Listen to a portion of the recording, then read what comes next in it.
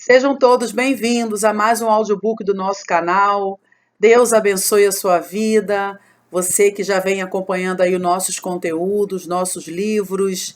Nós estamos aí dando continuidade no vídeo de hoje. O livro Viva na Quarta Dimensão em um Mundo de Terceira Dimensão, pastor David Paul Yong-Chu.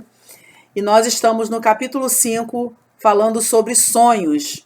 Mas antes de darmos continuidade a mais esse audiobook, eu quero convidar você que é novo por aqui, que está chegando pela primeira vez, a se inscrever em nosso canal, ativar aí as notificações na função todas, porque assim você não vai perder nenhum conteúdo que o canal Glória a Deus, Aleluia postar, viu?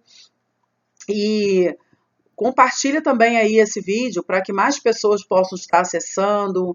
Coloque aí um comentário, uma crítica ou até mesmo alguma sugestão, porque vai nos ajudar muito, né?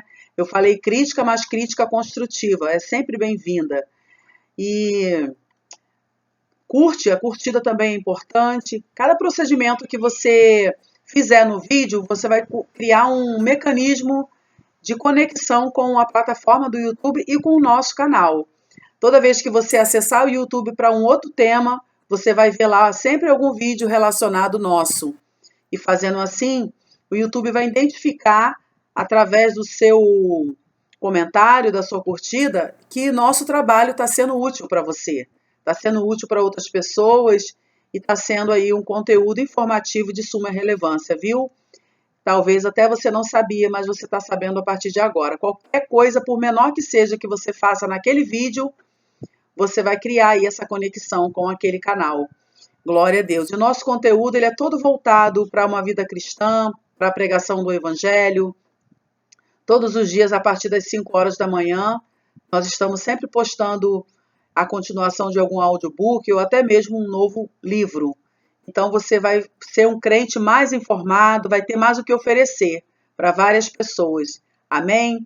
Então vamos lá para a continuação do nosso livro em nome de Jesus. Capítulo 5, Sonhos. Estamos aí na parte final desse tema sonhos. Subponto continuação aqui. Estabeleça metas mediante a cruz. Todo atleta, todo chefe de família, todo paciente tem uma meta a alcançar. É nosso dever sonhar esses sonhos a partir de uma perspectiva distinta. Devemos olhar para a cruz de Jesus Cristo e sonhar especificamente que fomos salvos da enfermidade no espírito, da alma e do corpo, assim como das circunstâncias. Não devemos deixar-nos influenciar pelo estado atual de nosso espírito, de nosso corpo, de nossa alma, nem pelas circunstâncias e, sim, aceitar o sonho de Cristo. Em 1 Pedro 2,24, encontramos: Ele mesmo levou em seu corpo os nossos pecados sobre o madeiro, a fim de que morrêssemos para os pecados e vivêssemos para a justiça. Por suas feridas vocês foram curados. Devemos aceitar o sonho de Cristo mediante a cruz. A desordem mental será sanada e veremos o poder de Deus. Devemos visualizar a bênção de Abraão e a meta de nossos sonhos mediante a cruz. É preciso desfazer a desordem mental da maldição e da pobreza e aceitar a bênção e a prosperidade de Abraão que há em Cristo. Pois é esse o sonho que Cristo tem para nós. Gálatas 3,13 diz. Gálatas 3,13 diz: Cristo nos redimiu da maldição da lei quando se tornou maldição em nosso lugar. Pois está escrito: maldito todo aquele que for pendurado no madeiro. Devemos estabelecer metas mediante a cruz de Cristo. A meta final do cristão não se encontra neste mundo, mas se estende até o reino eterno. Em 2 Coríntios 5,1, lemos: sabemos que, se for destruída a temporária habitação terrena em que vivemos, temos da parte de Deus um edifício, uma casa eterna nos céus. não construída por mãos humanas. Ponha seus olhos em Jesus, que levou a cruz sobre si, e sonhe. Nossa esperança não se limita ao que é terrestre, antes vai além dos céus. Subponto 3. Comece pelo pequeno. Assim como um bebê cresce na incubadora, deixe que seu sonho vá crescendo. Caminhe junto ao Espírito Santo. Seja fiel no pouco e supere as adversidades. Uma vez que tenha concebido um sonho mediante a cruz, você deve semeá-lo para depois colhê-lo. Apesar das adversidades, se você consegue semear a semente do sonho que concebeu com a ajuda do Espírito Santo, essa semente dará fruto, crescerá, vencerá e transformará a terceira dimensão. O sonho transformará a morte em vida, a escuridão em luz, a pobreza em riqueza. A mudança de vida se origina de uma mudança no sonho da quarta dimensão. Sonhe, semeie e realize seu sonho. Mais um subponto. Prepare-se para a realização do sonho. Todos desejam uma mudança na vida e a realização de seus sonhos, mas são poucos os que preparam para isso. Se preparam para isso. Para alcançar o sonho, é imprescindível a preparação. Se você tem um sonho, deve ter convicção de que o sonho será alcançado e agir como se ele já tivesse ser realizado. Daí a necessidade de preparação. Para aquele que não se prepara, seu sonho continuará sendo um sonho e será difícil alcançá-lo. O templo central da Igreja do Evangelho Pleno de Iodo, utilizado hoje, é um templo que foi reconstruído e ampliado de dentro para fora. Ao ver que minha igreja apresentava um crescimento explosivo, fiz um plano de construção de um complexo ao redor do templo central. O Departamento de Educação, 2 centros para as missões. Vamos voltar aqui. Ao ver que minha igreja apresentava um crescimento explosivo, fiz um plano de construção de um complexo ao redor do templo central. O Departamento de Educação, 2 centros para as missões e um edifício para o jornal diário. Cookmin. Também senti que devia reconstruir o complexo do Monte da Oração, porque sabia que muita gente necessitava ter uma comunhão mais íntima com Deus e em um lugar isolado da cidade, mas só contava com $2 mil no bolso.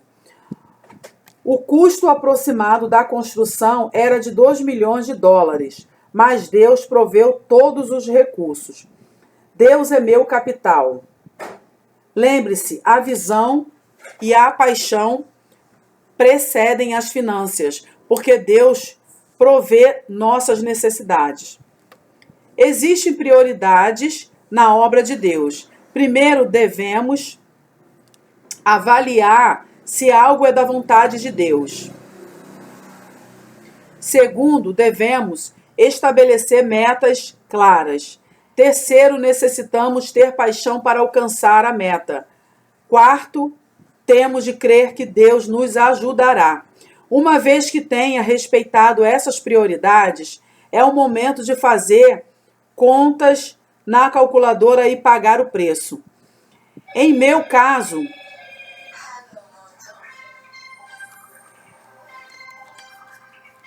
vamos voltar aqui. Em meu caso, sigo adiante crendo que Deus proverá os recursos. As circunstâncias e as adversidades nunca são um impedimento. Só caminho pela fé porque é Deus quem cumpre sua palavra. Como pais, preparamos a roupa, os sapatos e o berço mesmo antes de o bebê nascer.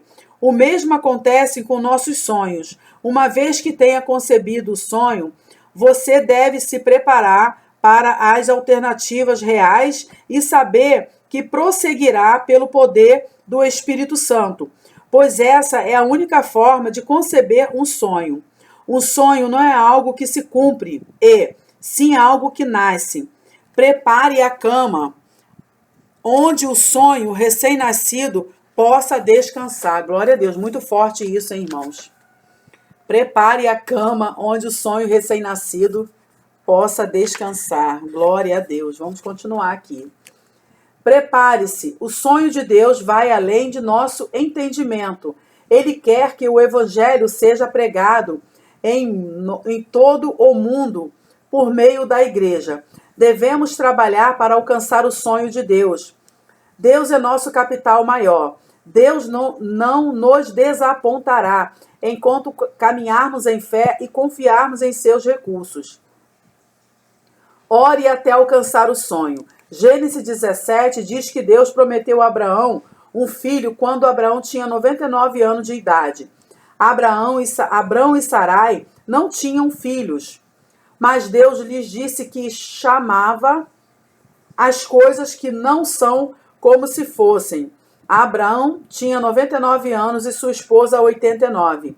Já eram anciãos de idade e sem filhos. No entanto, Deus mudou o nome de Abrão para Abraão e o de Sarai para Sara, que significa um pai de multidão e mãe de multidão. Eles não tinham filhos, mas para Deus os filhos já tinham vindo. O significado da frase que diz que Deus chama as coisas que não são como se fossem é que para Deus o tempo é presente. Portanto, para Deus Isaque já tinha nascido. Mas Deus ordenou que chamassem as coisas que não são como se fossem, porque o homem não conseguia ver com seus olhos físicos. O cristão deve chamar as coisas que não são como se fossem e confessá-las. O Senhor Jesus disse: portanto, eu lhes digo, tudo o que vocês pedirem em oração, creio que já o receberam, e assim lhes sucederá. Marcos capítulo 11, versículo 24. Isso significa que devemos visualizar, pensar e crer nas coisas que não são como se fossem, e que devemos crer que as recebemos, ainda que não sejam palpáveis nesse momento.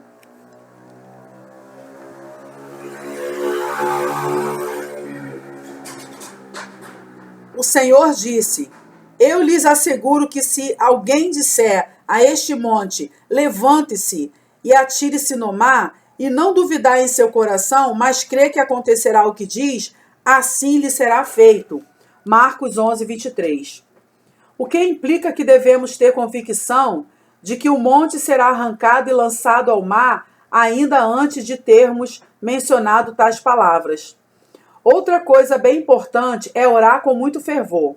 Então, até quando devemos orar? Devemos orar até que o Espírito Santo nos dê convicção de que é suficiente e do que não é e nos diga: agora basta. Isto é algo que você certamente já experimentou.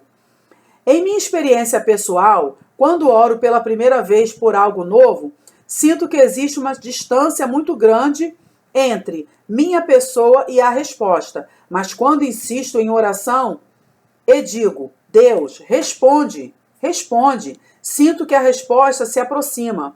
De repente, um dia recebo a convicção de que minha oração foi respondida. É aí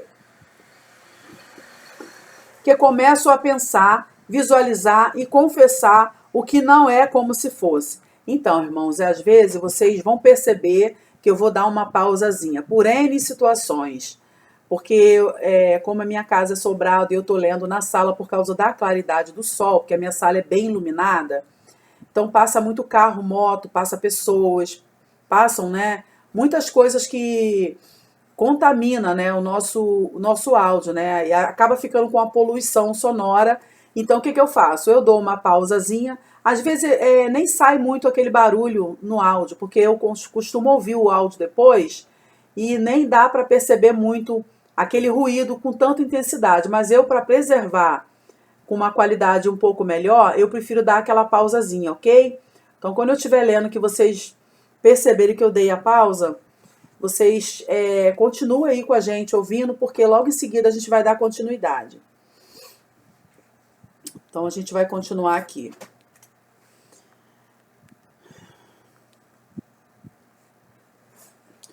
Outra coisa bem importante é orar com muito fervor. Então, até quando devemos orar? Devemos orar até que o Espírito Santo nos dê convicção do que é suficiente e do que não é e nos diga, agora basta. Isso é algo que você certamente já experimentou. Em minha experiência pessoal, quando oro pela primeira vez por algo novo, sinto que existe uma distância muito grande entre minha pessoa e a resposta.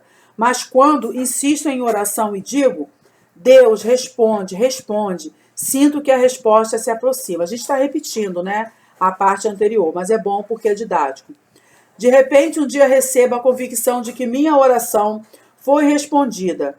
É aí que começo a pensar, visualizar e confessar o que não é como se fosse. Existem muitas pessoas que vão ao monte da oração para receber saúde. Antes de chegar ao monte, a saúde parece algo muito distante. Mas depois de orar durante 1, 2 ou 3 dias, chega um momento em que a pessoa recebe a convicção de que foi curada e confessa: fui curado, mas a saúde ainda não chegou. Lembre-se de que a figueira não cessou no mesmo instante, mas um dia depois que Jesus a amaldiçoou. A convicção está presente, mas também a enfermidade. Não obstante, alguns dias após regressar do monte da oração, a enfermidade desaparece. Existe um lapso entre a convicção e o cumprimento. Por exemplo, pense na erva do campo. Se você arranca a erva, ela não seca no mesmo instante, pois, ainda que já esteja morta, isso requer um pouco mais de tempo. Da mesma forma, o que recebemos já existe, mas necessita de tempo para que se manifeste na realidade.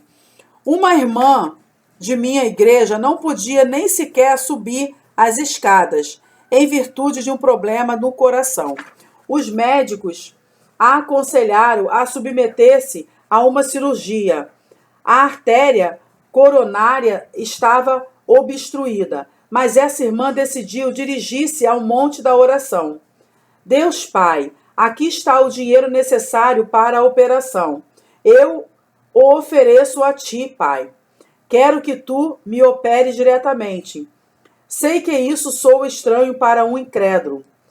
Se a artéria está entupida, como alguém poderá salvar sua vida sem uma cirurgia? Contudo, enquanto ela orava, sentiu uma forte convicção do Espírito Santo que lhe dizia que tinha sido curada. Salte, era a voz do Senhor. Todavia, um movimento brusco podia levá-la à morte. Mesmo assim, sua convicção levou-a a levantar-se e a dar saltos.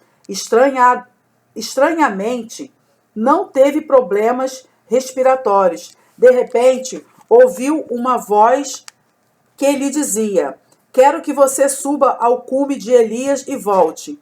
O cume de Elias é o cume do monte da oração e é bastante difícil de subir, mesmo para uma pessoa normal e saudável.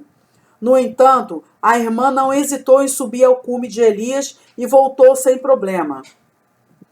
Era um milagre de Deus. O segredo do milagre é crer e visualizar o que não é como se fosse. Diante de um pedido, devemos orar sem cessar até que tenhamos recebido a convicção da resposta. Devemos orar com fervor, por mais que a meta nos pareça demasiado difícil de alcançar. O esposo ou a esposa incrédula, o sonho quanto aos filhos, o trabalho, a enfermidade, são como uma grande montanha. Ore por aquela meta, visão e sonho que parecem alcançáveis. Eles parecem inalcançáveis ante seus olhos e não cesse de fazê-lo. Vou voltar aqui, irmãos, para ficar melhor o sentido da leitura. Ore por aquela meta, visão e sonho que parecem inalcançáveis ante seus olhos e não cesse de fazê-lo, até que tenha recebido convicção de que seu pedido foi respondido. Outro subponto aqui. Visualize a realização do sonho e seja fiel no pouco. O herdeiro da indústria de aço de Carnegie chama-se Charles Schwab. Formado apenas na escola primária, começou a trabalhar na fábrica como um peão em todo tipo de trabalho. Apesar de sua posição não ser nobre, nunca perdeu o sonho e era fiel em tudo o que lhe encomendavam. Foi fiel pensando que ele era o dono da empresa e sonhava com um amanhã de êxito. Limpava cada canto da fábrica todos os dias, como se fosse sua casa e como se ele fosse o dono da fábrica. Seus colegas o criticavam, mas ele limpava a fábrica em dia de sol ou de chuva, sonhando que a fábrica era de sua propriedade. A atitude desse trabalhador terminou comovendo o coração de toda a gente. Sua fidelidade serviu como mérito para começar a trabalhar como um empregado no departamento de limpeza. Assim que ascendeu como empregado, continuou trabalhando com a mesma fidelidade de antes. Sua atitude fiel foi difundida de boca em boca e o presidente da empresa, Carnegie, decidiu contratá-lo como seu secretário pessoal. Esse homem continuou sendo fiel em seu novo posto de trabalho e serviu como porta-voz do presidente. Sua filosofia de trabalho era: sou o dono da empresa, portanto devo trabalhar com a mentalidade de que se alguém me obriga a levar uma carga por 1 milha, devo ir com ele 2 milhas. E se alguém me pede a túnica, devo dar-lhe também a capa. E trabalhou fielmente. O presidente Carnegie, comovido pela fidelidade de seu secretário, ofereceu-lhe um incentivo de $1 milhão, quando o salário anual de seu secretário era de $2 a $3 mil. E, à vista de todos os seus empregados, Carnegie disse que o sonho e a fidelidade de Charles era algo imensurável. Forte isso, né? Quando chegou o momento da aposentadoria de Carnegie, todos os empregados começaram a se perguntar quem iria sucedê-lo nesta grande empresa. Alguns afirmavam que algum graduado da Universidade de Harvard ou Princeton ou algum filho de um empresário importante iria substituí-lo no cargo de presidente. Carnegie, porém, nomeou Schwab o novo presidente da indústria de aço, o qual havia começado como peão e trabalhado no departamento de limpeza e, por fim, servido fielmente a Carnegie como seu secretário. Isso causou um grande impacto em todo o mundo, até no próprio Schwab. Carnegie enfatizou que sua empresa deveria ser dirigida não por uma pessoa com títulos de estudos avançados, mas por algum com amor. Vou voltar aqui, tá? Mas por alguém com amor, fidelidade e sonhos com relação à empresa. Em outras palavras, Charles era o homem em quem Carnegie confiava, por seu amor, fidelidade e sonhos em relação à empresa. Eu o exorto a que dê o melhor no lugar onde se encontra. O sonho está com você e quer ajudá-lo. Seja fiel no pouco. Deus vê tudo e conhece as fibras mais íntimas de nosso coração. Deus nos exaltará a seu tempo. Ponha seu olhar em Deus e seja fiel no que lhe foi confiado. Mais um subponto aqui do capítulo 5. O túnel da aflição leva à realização do sonho. Não se alcança o sonho por acaso. É necessário que se passe primeiro pelo túnel da aflição, ou seja, existe um preço a pagar. É por meio da aflição que abandonamos nosso ego e confiamos em Deus. Deus usa a aflição como uma ferramenta para nos quebrantar, para fazer-nos voltar a seu caminho. Deus predestinou todas as coisas para a nossa vida. Deus nos abençoa à medida que caminhamos e não nos afastamos do caminho que Ele preparou. É imprescindível visualizar e pagar o preço para alcançar o sonho. A aflição é o plano de Deus para quebrantar nosso ego e fazer-nos obedientes a Ele. A aflição ajuda a nossa fé a crescer e a faz mais vigorosa. Só aquele que experimentou a aflição e a tribulação poderá alcançar seu sonho e destacar-se por sua firmeza. Os músculos do braço adquirem força por meio do exercício. Da mesma forma, os músculos de nossos sonhos ganham força por meio da aflição e da tribulação. A aflição é a semente que leva consigo um sonho e uma esperança maior. É como um túnel e você precisa ultrapassá-lo. A aflição é o túnel que nos leva ao sonho. Se você se nega a passar pelo túnel, seu sonho jamais poderá ser alcançado. É necessário passar para o outro lado do túnel. É através do túnel da tribulação que conseguimos chegar a um mundo mais amplo de sonhos e de esperanças. Em 1 Pedro 1,7 lemos: assim acontece para que fique comprovado que a fé que vocês têm, muito mais valiosa do que o outro que parece, muito mais valiosa do que o ouro que perece, mesmo que refinado pelo fogo, é genuína e receberá em louvor, glória e honra quando Jesus Cristo foi revelado. A aflição é como um prato de comida que se encontra sobre uma mesa chamado sonhos, porque o sonho tem um preço. É necessário comer a aflição para alcançar o sonho. O sonhador recupera as forças ao alimentar-se da aflição, para seguir adiante. Para quem sonha, a aflição e a tribulação não significam nada, porque quem sonha sabe que a aflição é parte do progresso e do processo para chegar à realização de seu sonho. Subponto 4. Guarde o sonho da esperança e engrandeça-o. Não é necessário frustrar-se pelo fato de o sonho ainda não se manifestado. Eu vou voltar aqui por causa do barulho, né? Não é necessário frustrar-se pelo fato de o sonho ainda não ter se manifestado. Espere. Medite na aflição da cruz e converta-se em um agente de esperança. Você crê que Deus sempre está com você e que sempre o protegerá? Temos esperança porque sabemos que o Senhor estará continuamente a nosso lado para ajudar-nos. Tudo podemos em Cristo. Visualize, creia, sonhe e ore, porque Deus operará o milagre. Guarde a esperança de Deus em seu coração e ore com fervor.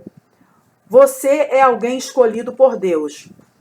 Mais um subponto aqui. Mensagem de esperança. Implantei minha igreja em 1958, assim que concluí o seminário, em uma área muito pobre da cidade de Seul, chamada Guangdong.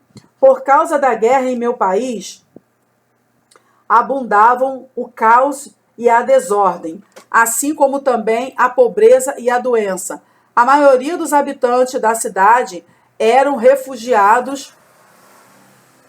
Vou voltar aqui por causa do barulho.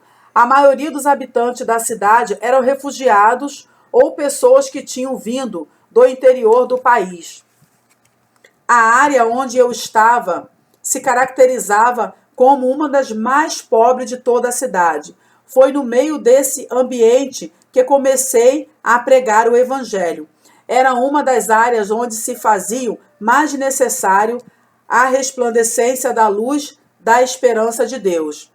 Arrependam-se e recebam Jesus Cristo.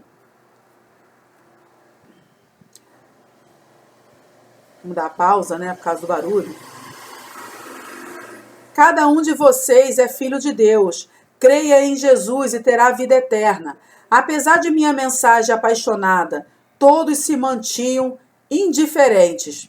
O povo de Dai Jondong era muito inseguro nessa época, pois essa era uma área onde vivia a população mais pobre e com problemas quadrilhas, quadrilhas alcoólatras e pessoas que padeciam de enfermidades de todo tipo. Nesse vale de frustração, aconteceu algo que mudou o rumo de meu ministério. Ao caminhar pela Vila Miserável, notei uma casa que estava a ponto de cair. Em um gesto atrevido, bati a porta e disse: "Tem alguém aí?" No mesmo instante, uma mulher abriu a porta e perguntou: "Quem é você?" Era uma mulher de nome Le Shu Hui, que tinha vindo da província de Angligun, do Coreia do Norte, por causa da guerra. Vivia com 9 filhos e um esposo viciado em álcool. Além do mais, a mulher estava definhando, pois tinha problemas de coração e gastro. A vida dessa mulher era algo indescritível. Então decidi levá-la a Cristo. Eu a visitava todos os dias para falar-lhes sobre o reino dos céus. Mas a mulher se irritava e dizia que todos os religiosos eram mentirosos e que sua vida era um inferno. Não me interessa o que acontecerá depois de minha morte. Não me interessa se existe o inferno, porque minha vida é o inferno mesmo. Observe como vivo. Preciso viver bem agora e não depois de minha morte. Vá embora daqui. Fui para pregar a ela, mas no final terminei ouvindo uma pregação. Para dizer a verdade, ela tinha toda a razão. Pensativo, voltei para minha igreja, que nessa época era uma tenda. As palavras daquela mulher seguiram retumbando em meus ouvidos. O reino dos céus devia manifestar-se agora em nossa vida. Pensei, ela tinha razão. Necessitamos do reino dos céus agora mesmo, e não depois da morte. O Deus que nos ama, por acaso, não deseja que sejamos felizes também nesta vida? A humanidade foi criada pelo amor de Deus, mas tem que ser revelado contra Deus. Como consequência, o homem deve se levar consigo a carga do pecado. Contudo, Deus teve compaixão de nós e enviou seu Filho Jesus Cristo para que, mediante a cruz, ele tomasse nossas maldições, nossa morte e nossas dores. Nosso destino era o pecado, mas Deus nos salvou por meio de Jesus Cristo. Devemos somente crer em Jesus para receber vida eterna. Então prosperaremos em todas as coisas e temos saúde. Assim como prospera nossa alma, essa é uma bênção universal e não só para alguns escolhidos. Por meio da cruz, Deus nos salvou de forma integral. A mensagem da cruz não trata apenas da salvação do espírito, mas também da salvação da alma, do corpo e das circunstâncias. Em outras palavras, a salvação é integral. E essa é a mensagem do Evangelho. Porventura, existe um amor maior que esse?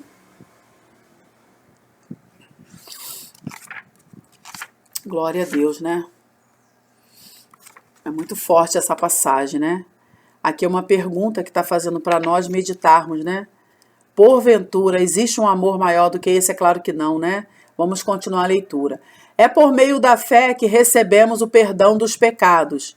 É por meio da fé que recebemos libertação de nossa maldição. É por meio da fé que obtemos saúde e salvação. Em minha vida pessoal, experimentei um encontro com Jesus Cristo por meio da esperança, na fé.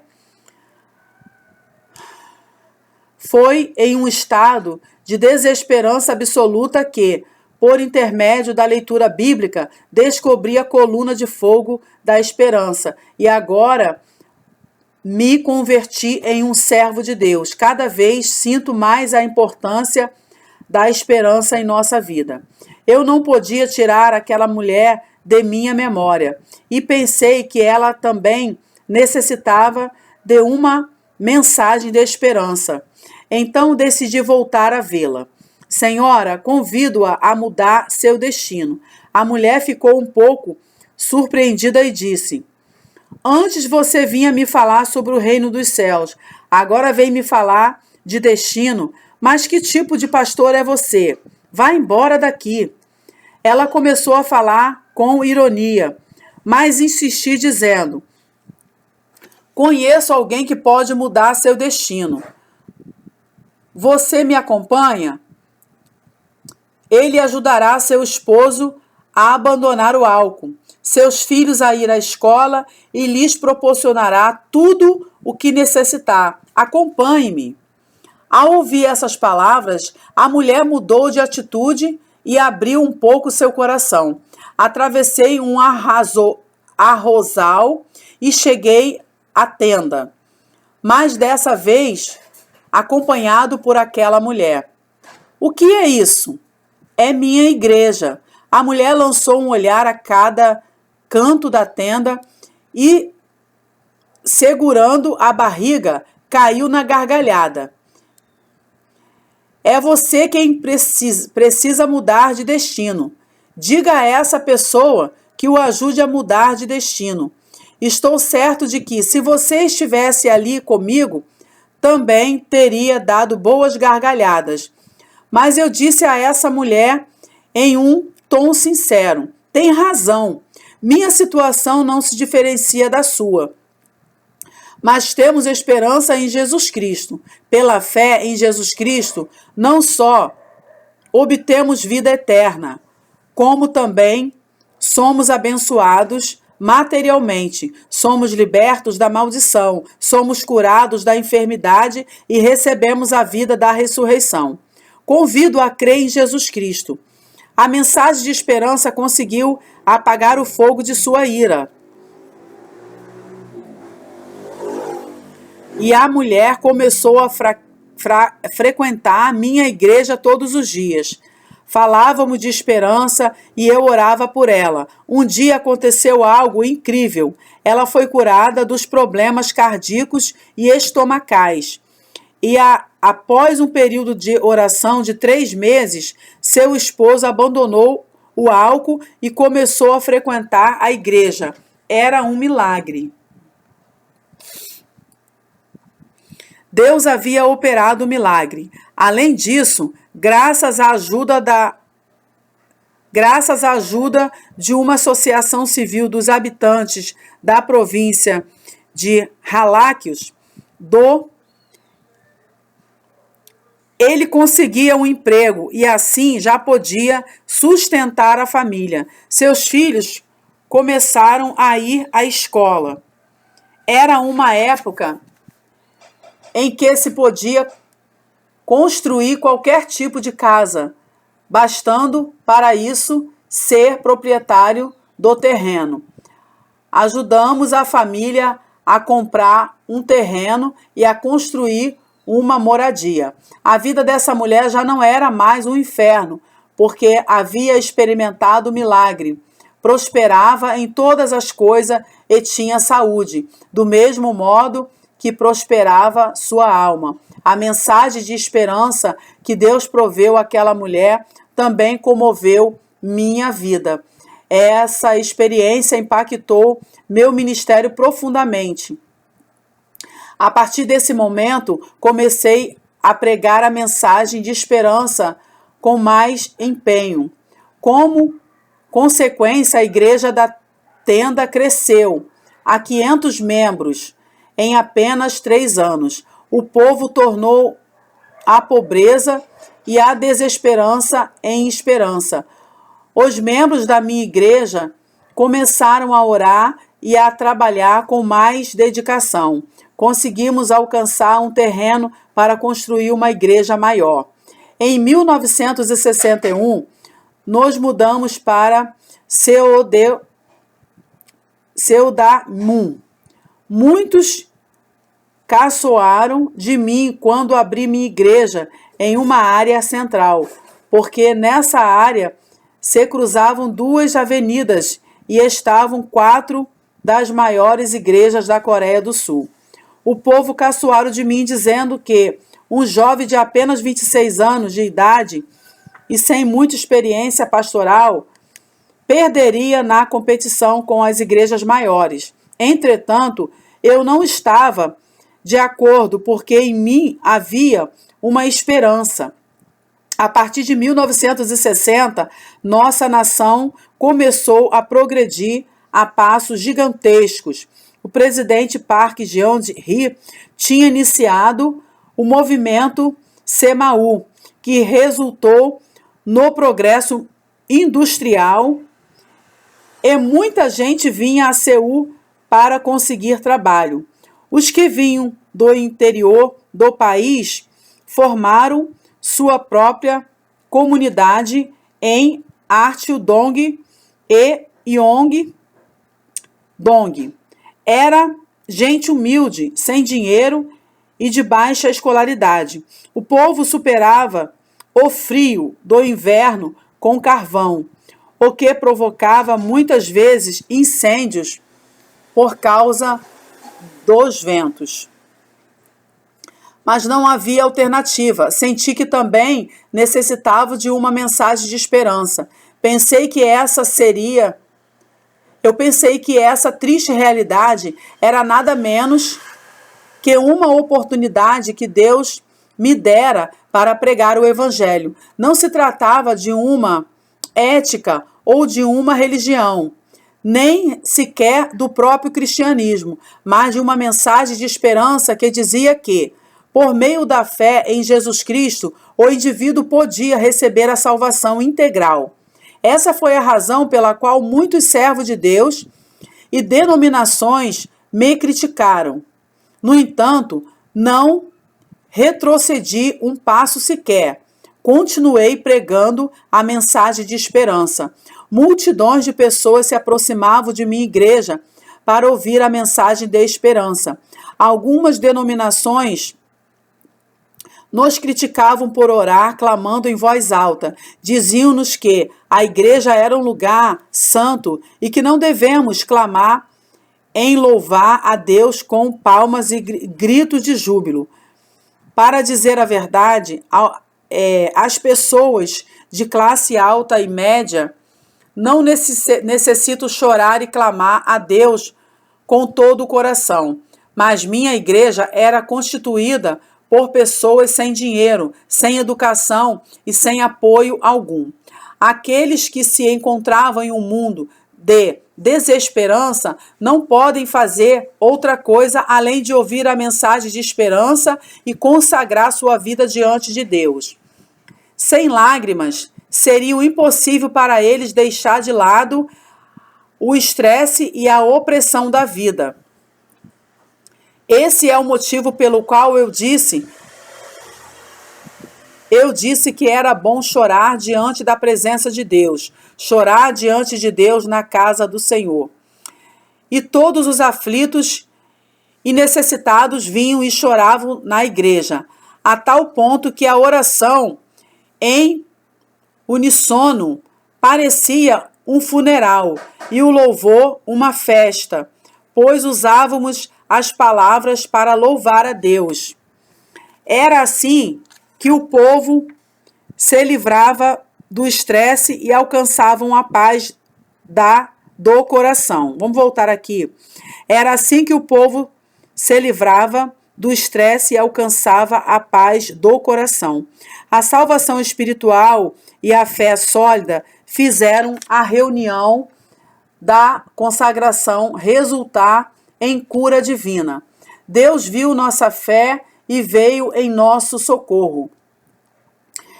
Eu me dei conta de que isso era o mais importante para as pessoas e que deveria semear nelas a semente da esperança e dos sonhos. É por isso que não hesito em visitar lugares onde o povo necessita de esperança e de sonhos. Viajei o que equivale a 80 voltas em torno da Terra. Estive na África, nos Estados Unidos da Europa, na América Latina e em cada canto do planeta. Percebi que todos desejam a esperança e os sonhos, porque o homem foi criado segundo a imagem de Deus, e o próprio Deus é esperança e sonhos. Portanto, podemos sonhar sonhos preciosos em Deus. Mais um subponto aqui. A teologia da esperança. O reconhecido teólogo alemão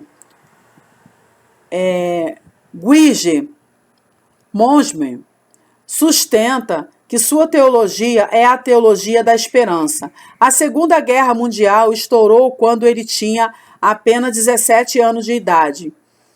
Foi recrutado como soldados pelo governo alemão, mas acabou sendo capturado como prisioneiros. Passou por um período de frustração e desesperança no acampamento de prisioneiros na Inglaterra, sofrendo todo tipo de maus tratos.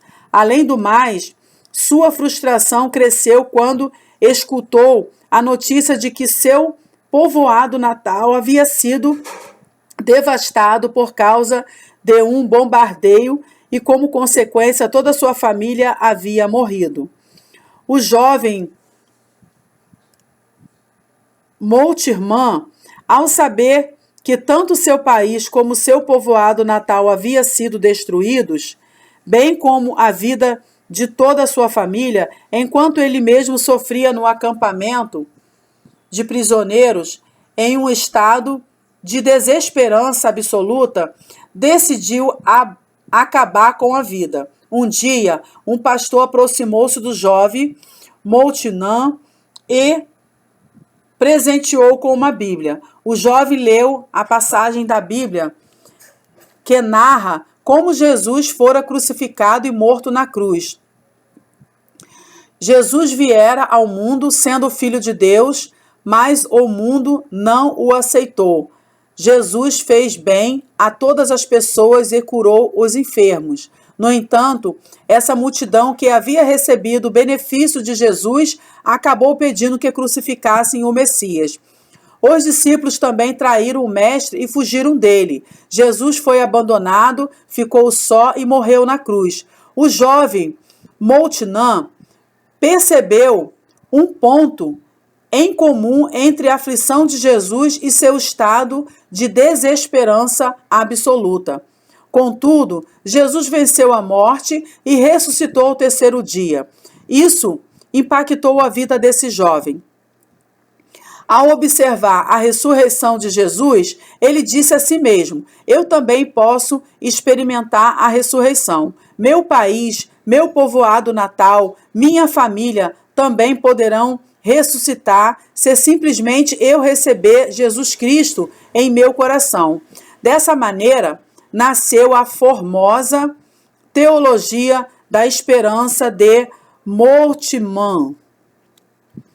Ele se deu conta de que só Jesus Cristo pôde outorgar ressurreição em meio à desesperança mais escura. E o jovem recebeu Jesus Cristo como seu salvador pessoal, ali mesmo no acampamento de prisioneiros. A certeza da ressurreição transportou das trevas para a luz, da desesperança para a esperança. O coração do jovem se dirige à morte quando lhe falta um sonho. Não se trata de vestir-se, alimentar-se bem ou levar uma alta qualidade de vida. O sonhador supera qualquer tipo de circunstâncias. O homem, por natureza, deseja sobreviver, e a esperança é a força que engrandece o desejo de viver. Em 1 Timóteo 1,1, encontramos Paulo, apóstolo de Cristo Jesus, por ordem de Deus, nosso Salvador, e de Cristo Jesus, a nossa esperança. A esperança de Paulo não era outra coisa senão o próprio Jesus Cristo. O apóstolo conseguiu superar a tempestade da aflição e a adversidade por causa da esperança em Cristo, quando esteve encarcerado. Paulo escreveu aos cristãos, exortando-os a não perderem a alegria, e isso indica o nível de esperança que o apóstolo tinha.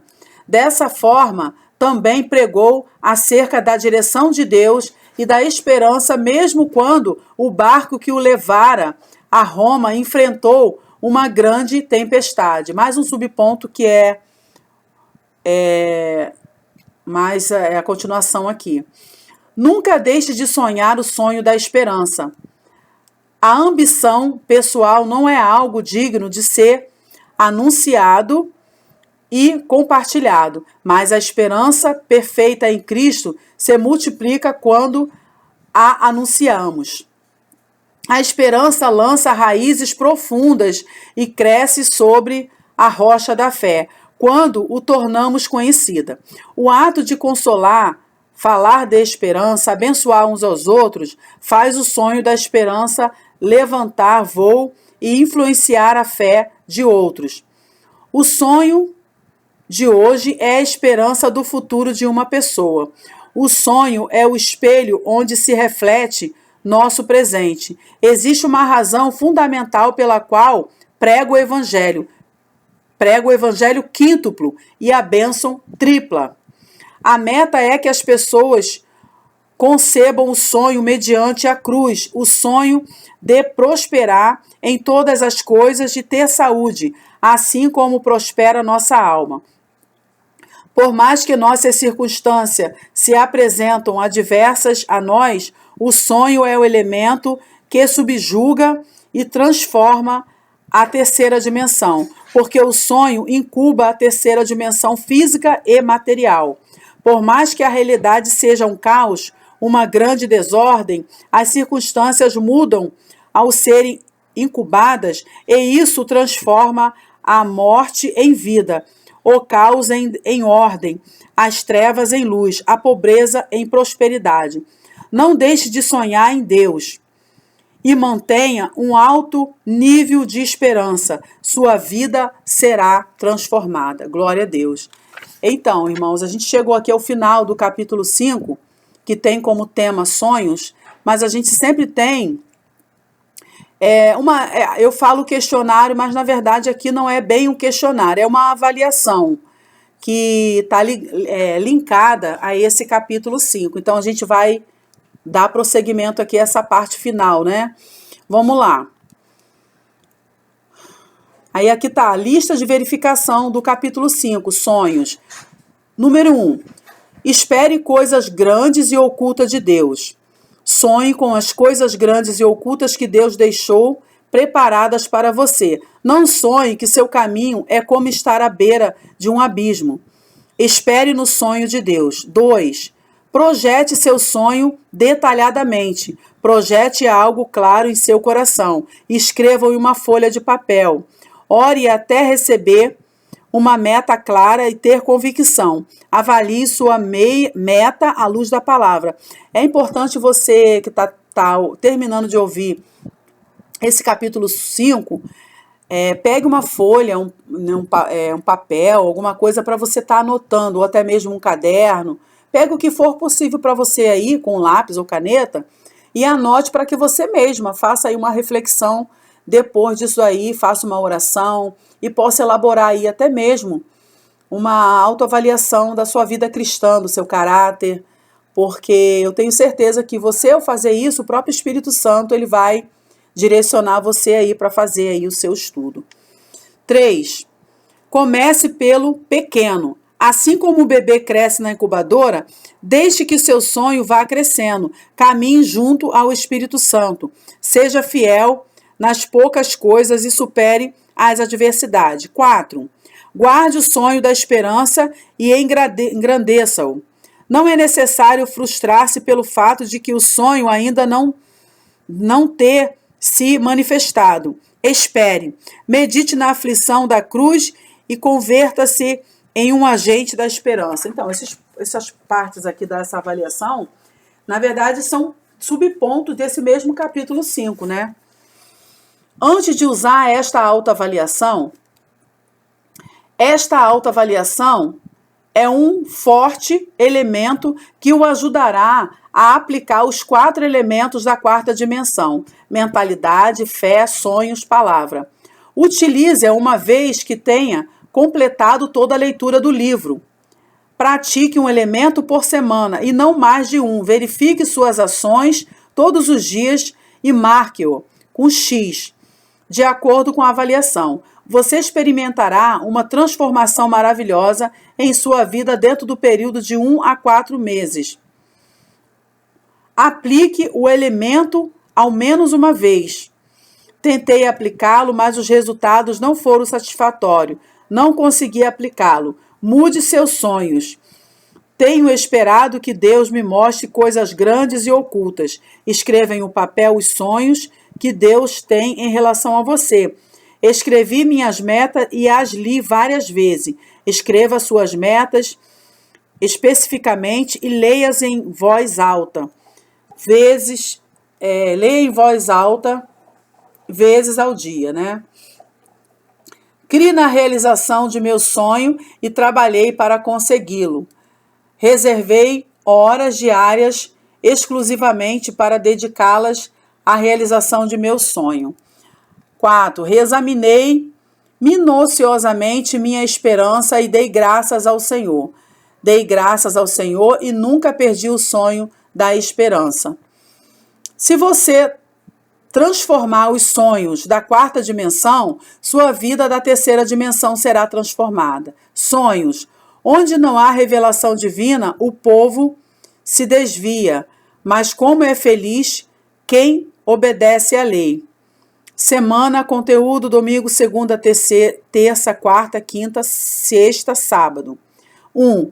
Tenho esperado que Deus me mostre coisas grandes e ocultas. 2. Escrevi minhas metas e as li várias vezes. 3. Crie na realização de meu sonho e trabalhei para consegui-lo. 4. Examinei minuciosamente minha esperança e dei graças ao Senhor. Glória a Deus. Terminamos aqui mais um capítulo 5. Quero agradecer você que ficou comigo até agora, que Deus venha abençoar a sua vida. Não deixe, diante de sair do nosso audiobook, irmãos, compartilhar, coloque um comentário, até mesmo uma crítica para que eu possa melhorar aí esse trabalho de audiobook, porque a gente precisa da sua ajuda, é algo que Deus ministrou no meu coração, é um ministério, mas eu tenho certeza que a gente vai crescendo na medida que a gente vai acatando aí os feedbacks, né, dos irmãos, e tudo para a honra e glória do nome do Senhor. Obrigada por ter ficado conosco até agora, acessando aí o nosso canal. Glória a Deus, aleluia. Fiquem todos com Deus e até a continuação do nosso próximo audiobook, em nome de Jesus. Amém.